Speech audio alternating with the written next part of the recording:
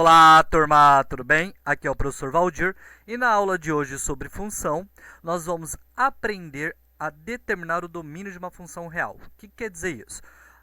Geralmente, quando a gente tem uma equação polinomial, alguns casos ela gera problema. Quer dizer o quê? Que a gente não consegue uma imagem real dependendo do valor que a gente substituir no lugar do x. Quer dizer que a gente não consegue fazer cálculo com aquele valor no conjunto dos reais, beleza? Então a gente vai, na verdade, limitar o seu conjunto domínio. Quando ele tiver problemas, a gente vai falar assim, ó, então retira esses números que estão dando trabalho e vamos construir uma nova função que tenha somente aqueles elementos do domínio que não dão trabalho, beleza? Essa é a nossa procura, vamos lá? Então, para a gente calcular o domínio de uma função real, o que eu disse para vocês, determinar o domínio de uma função real é determinar o subconjunto dos reais formado por todos os valores de x possíveis para que as expressões resultem em um número real, beleza? Então, como que a gente faz esse processo, então?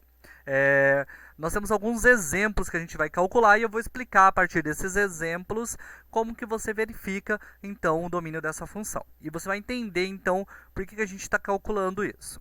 Tudo bem? Por exemplo, a nossa primeira função é essa aqui, ó. 3 mais x dividido por 2x menos 5. Beleza? Se você fosse pensar assim, ó, se aqui em cima pode ser qualquer número, eu sei dividir qualquer número? Sei. Se ele for positivo, se ele for negativo, se ele for zero, todos eles eu sei dividir. Coloco 0 dividido por 100, dá 0.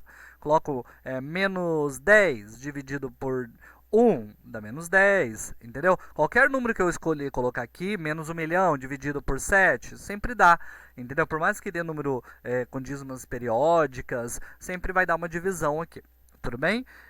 Quando eu escolher qualquer número para colocar no lugar do x aqui em cima. Então, aqui em cima a gente diz que ele não tem problema, que a parte de cima do nosso numerador é a parte do conjunto dos números reais aqui, todos funcionam. Só que, nessa parte de baixo, que é do nosso denominador, existe um problema. E nós temos que lembrar algo, que na matemática, quando a gente trabalha com divisões, a gente não sabe dividir por zero. A gente fala que é algo indeterminado, a gente não sabe calcular isso. Por exemplo, eu não sei fazer 7 dividido por zero. Por quê? 0 vezes qualquer coisa sempre é zero. Então, aqui embaixo, no denominador, não pode dar zero.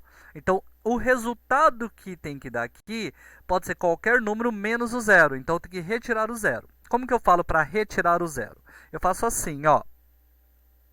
É isso que eu coloquei aqui, ó. Nesse caso, o denominador não pode ser nulo, pois não existe divisão por zero na matemática. A gente não sabe fazer essa divisão. Aí nós vamos aqui, ó. 2x menos 5 tem que ser diferente de zero.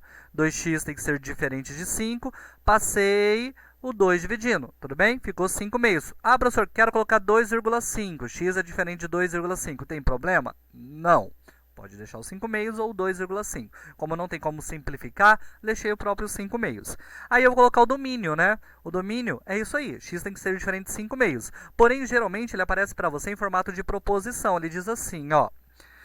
Que o nosso domínio é um número real, onde esse número tem que ser diferente de 5 meios. Então, eu posso escolher qualquer número real, tá? 2 sétimos, 1 oitavo, 1 milhão, 10, menos 8, e substituir no lugar do x, não vai ter problema. Quando eu pegar e colocar os 5 meios aqui no lugar do x, nós vamos ter 5 menos 5, que vai dar 0, e não pode acontecer isso. Por quê? Porque esse 2 eu corto com o 2 de baixo, aí fica 5 menos 5. Beleza? Aí com isso, pessoal, vai dar 0 e eu não sei dividir por 0. Então a gente retirou esse número. A gente coloca uma bolinha aberta nele lá. Quer dizer que ele não faz parte do meu conjunto. Ele não foi escalado para jogar no seu time, entendeu? Ele está lá na reserva e não vai poder ser escalado para jogar. Ele foi expulso no jogo anterior. Talvez fique claro assim. A gente não pode utilizar ele. Beleza? Esse é um caso. Então, toda vez que aqui embaixo tiver letras, nós temos que fazer esse processo. Colocar a nossa continha diferente de zero. Tudo bem? Então, tá. O nosso outro caso é esse. Nesse segundo caso, nós temos que aqui é uma raiz, né, de índice par, porque é uma raiz quadrada, dividido por 5. Aqui embaixo é um número. Então, dividir por 5 a gente sabe dividir por 5. Então, no nosso denominador não tem problema nesse caso. Pode ser qualquer número. Só que aqui em cima não pode ser qualquer número no conjunto dos reais. Nós temos que quando o índice da nossa raiz é par, tipo quadrada, quarta, sexta, oitava, o resultado aqui dentro nunca pode ser um número negativo, tá? Sempre tem que ser positivo. Para ser positivo, a gente diz assim, ó, que esse número, né, ele tem o radicando ali da raiz de índice par, não pode ser negativo, tá? Então, como que a gente faz? Nós fazemos assim, ó, ele tem que ser positivo, então ele tem que ser maior que zero. Porém, ele pode ser o zero agora aqui em cima? Pode, por quê? Porque a raiz quadrada de zero é zero, eu sei calcular a raiz quadrada de zero. E zero dividido por 5 é zero, eu sei dividir também. Então, não tem problema ser zero aqui, então eu coloco o sinalzinho de igual embaixo. Então, 2x menos 6 é maior ou igual que zero, tá? É a tal da bolinha fechada lá na equação que a gente já viu. Aí agora a gente resolve, né? Menos 6 passa para o outro lado, mais 6. 6 dividido por 2, que está aqui, deu 3. Tudo bem? Então, nós temos que o x tem que ser maior ou igual que 3.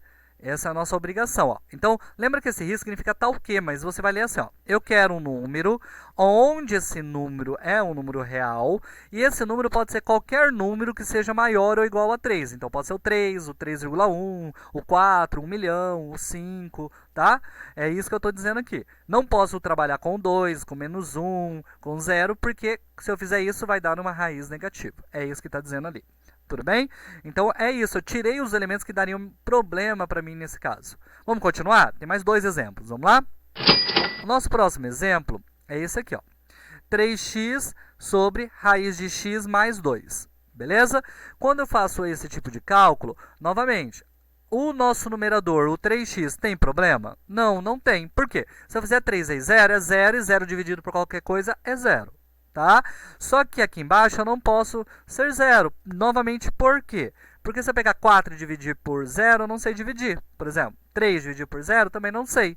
Então, eu vou olhar somente para o nosso denominador, para a parte de baixo da minha fração.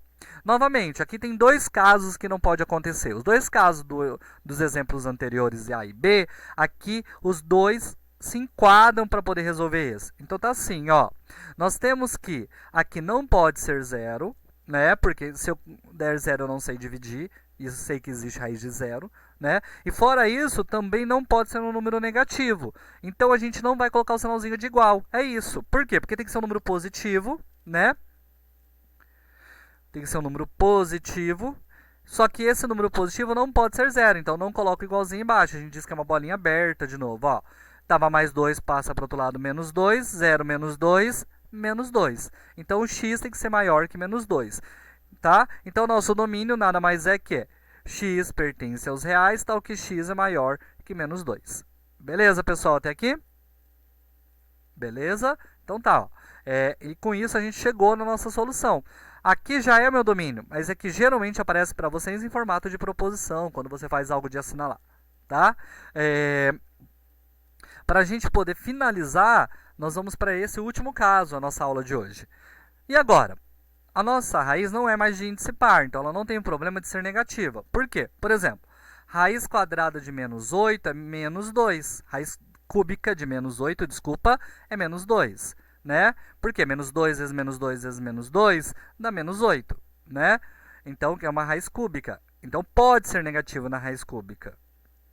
Então, aqui dentro, pessoal, tem que ser qualquer número, tanto positivo como negativo, eu sei tirar a raiz. Por mais que a raiz não seja uma raiz exata, eu sei tirar a raiz. Não é um número com vírgula, com uma dízima periódica ou não periódica, mas eu sei tirar. Beleza? Então, nesse caso, nós temos que esse 4x menos 36, ele pode assumir qualquer valor. Ele pode ser número positivo, ele pode ser número negativo. Então, nós dizemos que o domínio dessa função é o conjunto dos números reais. Beleza? Então, não há restrições e qualquer número real é possível. E com isso, o nosso domínio é o domínio do conjunto dos números reais. Beleza, pessoal? Espero que tenha ficado claro e até a próxima aula!